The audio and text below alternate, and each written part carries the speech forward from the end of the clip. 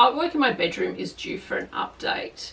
While I have had this here for quite some time because it is sentimental to me, the proportions aren't right for the room, and so it doesn't give the wow factor. What I've decided to do is make some artwork to replace it. It is going to be textured, it's got flow and organic shape to it, and in fact my partner calls me the cockatoo and he's the koala. So I really feel like this artwork is going to be quite fitting for our bedroom. So join me as we go over to my studio and we make it together. So I've done some sampling of this design before I got going on my bigger piece because I wanted to make sure that all the aesthetics were quite right. I've decided to use a variety of circles which range from 1 3/4 of an inch down to 3/8 of an inch, or in metric that's 44 millimeters down to 10. This is what I've cut out so far. It is taking me a number of hours and I don't think I've got enough pieces, but we'll just see how we get on for time. I'll let you know if I run out and we'll go cut some more. What I've been using to cut them is a variety of tools. This is my sewing pattern punch. It's about 10 millimeters. I bought some punches. These two I found in an op shop. That's a 1 inch and that's a 3/4 inch. One of the green ones has already broken on me because I was using it so much. To get up to the bigger circles, I've had to use my Sizzix machine. It's like a roller. Sandwich some paper in there, along with all these circles that are die cuts, and they punch out the bigger circles. I'd imagine you can't get a bigger punch for these large sizes because the punch just becomes too big, and it does actually take a bit of strength in your hands to do multiple lots of it. In terms of paper, I've tested a few different samples. This is a printmaking board, 350 GSM. It's got a beautiful texture to it. You can see that in the light. It's quite heavyweight. It's a little bit thicker than a business card. I've also tried painting on some foil. Can you see that? That's a different type of foil. And I've also tested out on some of my handmade paper. It's quite textured. And so I've sampled a bit here on layering it up. These are hole punch circles that I feel a little bit too small for this project because they don't kind of step down nicely in size from the 10mm that I have. And that's all smaller circles. I think I tested this out before I ended up buying my Sizzix punches. This piece is curled paper. Now I did this sample probably 2 years ago and I do feel like the curl has definitely held. All I used was a pencil like so, and it does hold its shape. Now I just used a pencil that's a hexagon, not a circle, so I would recommend a nice round pencil or pen to curl it, but it does hold. That's always a design choice. Alright, because I've been staring at my samples for 3 years, I've been considering a few things that do and don't work on this project. This was the first example I did. I only had a 1 inch punch at the time and I played with different types of paper, pretty much all 1 inch holes, circles, with some little paper hole punch stationery circles in the middle. I've also tried to incorporate some handmade paper that I used and made years ago. I've also tried to play with some foil and mica finishes to give it a luster.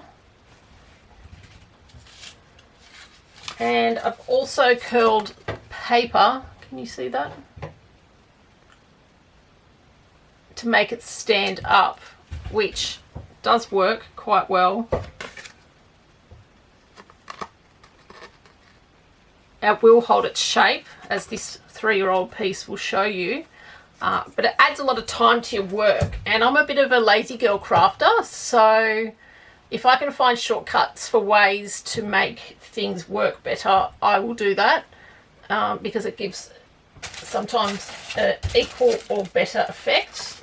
These 44mm circles, which are my largest circles that I use, I fold over the ends and glue that to the surface. It stands up nice and straight, it forms a good ridge, and when you start to layer other things over it, they still stand up.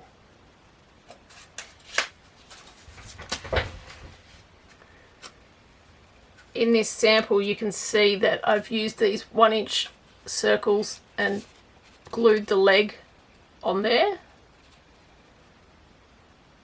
and they stand up quite well.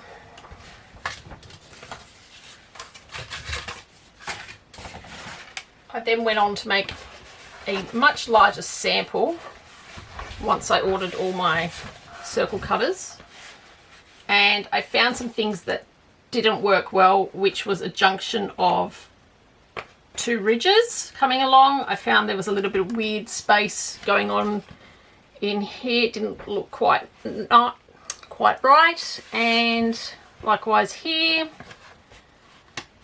turning a tight angle was quite difficult because the paper wants to lay flat when you fold it up, and you can't get a curved piece of paper and a folded piece of paper. It was too tricky. I ended up putting this piece aside and really studied it well. One thing I also realized didn't work very well was coming from a ridge down to the edge of the paper, because the paper needs to stay flat when you pop it back into the frame, and I wasn't going to achieve that here with this angle, so that one I might pick apart in parts and recollage at some point.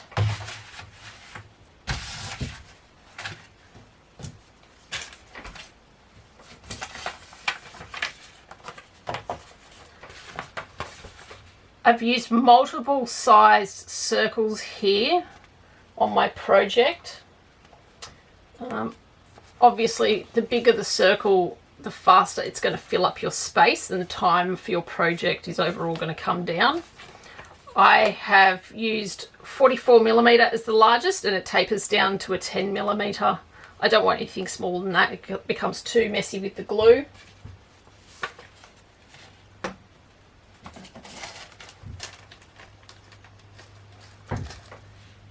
I also pin in pieces of paper that are on difficult angles.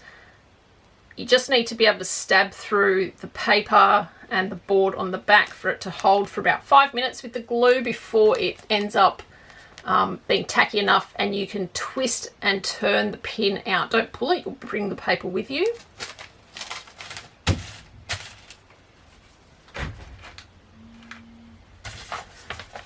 To achieve some of these circles, I actually have used, for the smaller ones, some punches.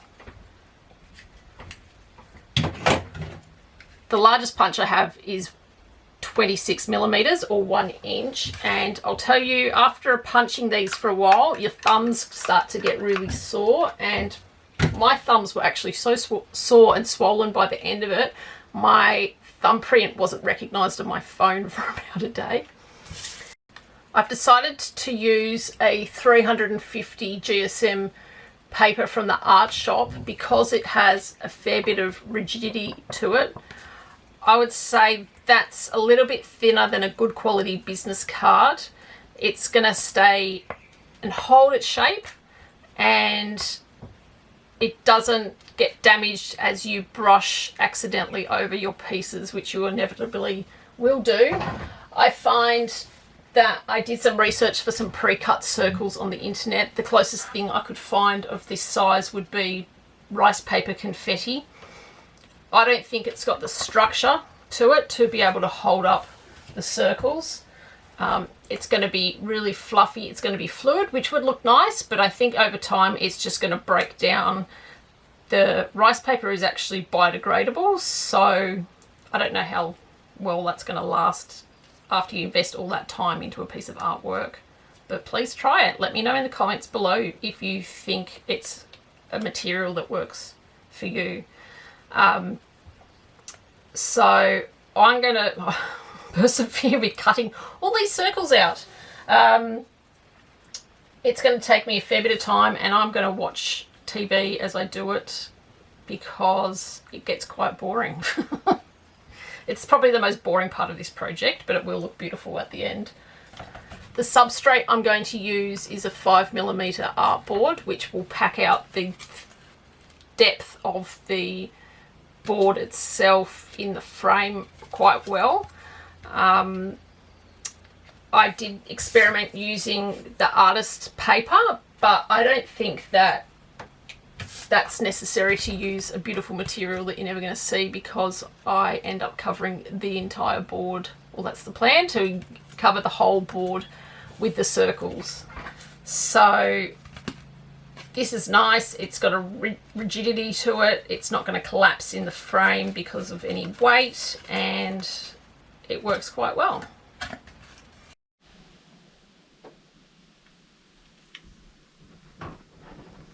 So in terms of design, I was thinking of doing a kind of wave layout, and the lines in theory would represent the high points of the circles. So the big 44mm circles that would be lying vertical. Then because I've actually decided to use 3 different frames, they don't work. But I was thinking something a little bit more simplistic that could potentially flow between the frames, like this circular idea. I hope you can see that. My other idea was to do a little greyhound shape, because my dog died back in May, and that would be a nice little tribute to her.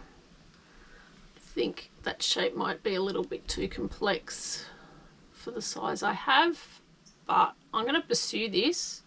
I'm going to start with this and see how it works. If it doesn't work, I can move on to my other ideas, or even try and pick the paper off and see if I can resurrect it in a different way. I think that'll be a nice little tribute to my baby girl Evey. So I'm going to go with this design. I'm going to mark out the greyhound kind of shape here of my puppy.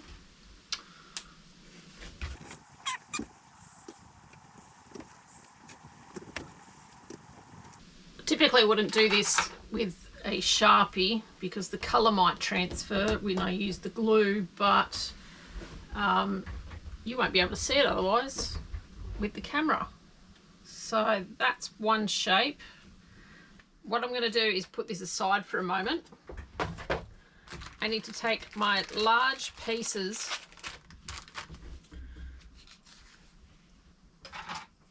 and if I was to glue these straight on like that, there's not really much to grab. So I'm going to just fold a little bit of a tag over, push it down with a pencil edge, just soften it. And now I've just got this tiny little lip that will grab onto the base of the paper so much better. Now, to save time, probably do 2 at a time, 3. Don't have to be perfect. That's my art style imperfection. You won't notice the difference with this afterwards anyway. These circles don't really have a right or a wrong side either. The paper texture is pretty much the same on both. Now I'm going to start laying down a row of glue.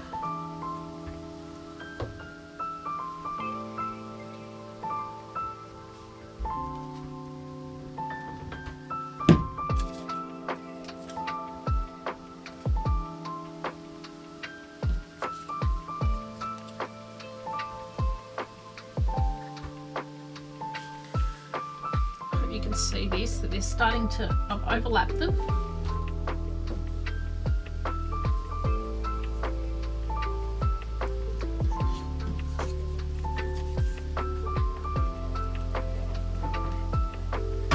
And what's important here is that they all come in line somehow and touch the glue so they adhere.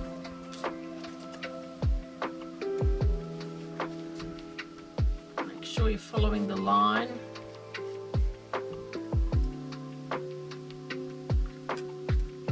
I'm using a pencil just to push that down in a bit more into the glue.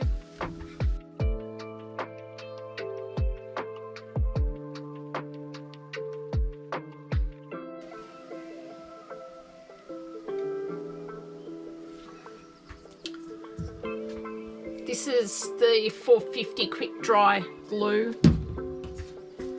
It's a good choice because you can move quickly, it'll set quickly.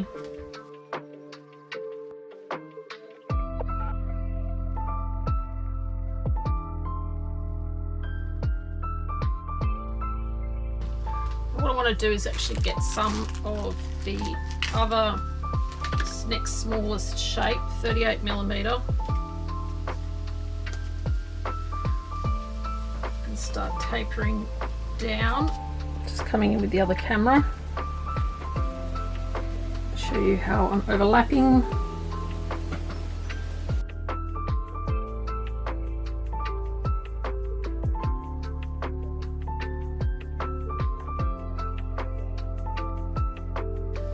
First shape I'm just going to let set a little bit. They're all standing up quite well. I'm just going to start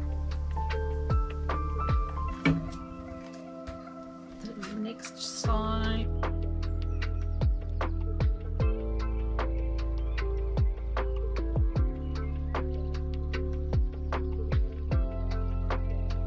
So at this point I'm now 20 minutes into gluing.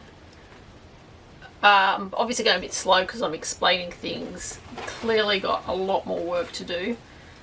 So I'll catch you at the end of this video. OMG, I just realised that I am starting to create the shape of a chicken balls, and no, I do not want that in my bedroom. Thank you very much. Let's see if I can try and resurrect this into a heart shape. Or maybe I should go back to my original sketch ideas of doing that. I think I will. Oh my god, it's a start over. What a waste of half an hour. Ah! Alright, I've just picked a few pieces off. And where's my Sharpie? I'm going to now instead create a line through there and something around there. And I've pushed a few of these over while the glue is still wet. And now it looks a bit more abstract. And if I can, maybe I'll just pop something here.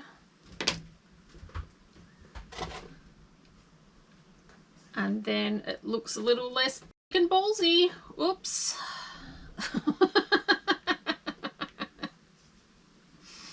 You know what I might do also, actually? This might be a bit fun. Is to build some height up with a bit of extra foam board that I've just picked out of the bin.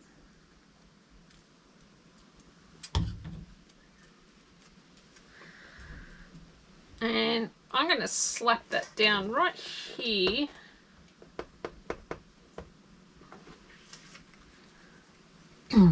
Might make it a bit of a bump in the middle. And maybe one here as well.